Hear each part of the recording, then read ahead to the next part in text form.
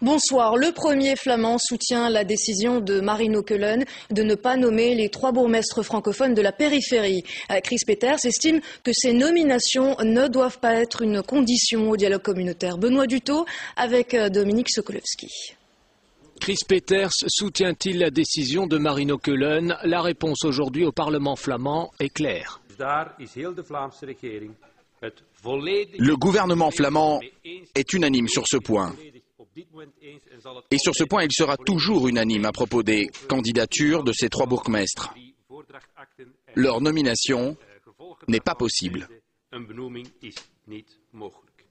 La décision prise par le VLD Marino Keulen est donc aujourd'hui approuvée par le CD&V Chris Peeters. À quelques mois des élections régionales, l'inverse aurait été surprenant.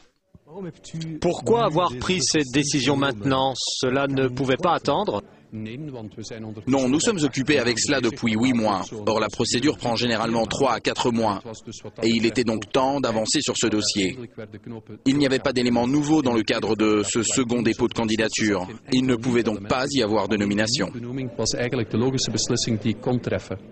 Les présidents francophones voulaient également connaître les propositions flamandes pour la poursuite du dialogue. Des propositions, il n'y en a guère, seulement une mise au point.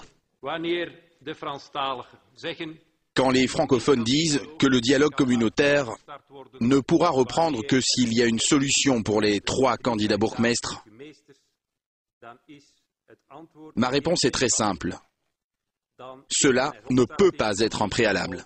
Est-ce que vous ne redoutez pas un blocage du dialogue institutionnel?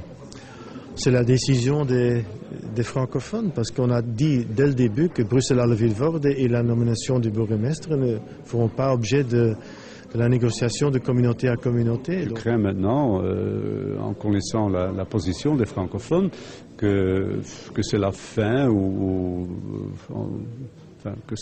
du dialogue. Il y a en tout cas peu de chances que le dialogue reprenne avant les élections du mois de juin.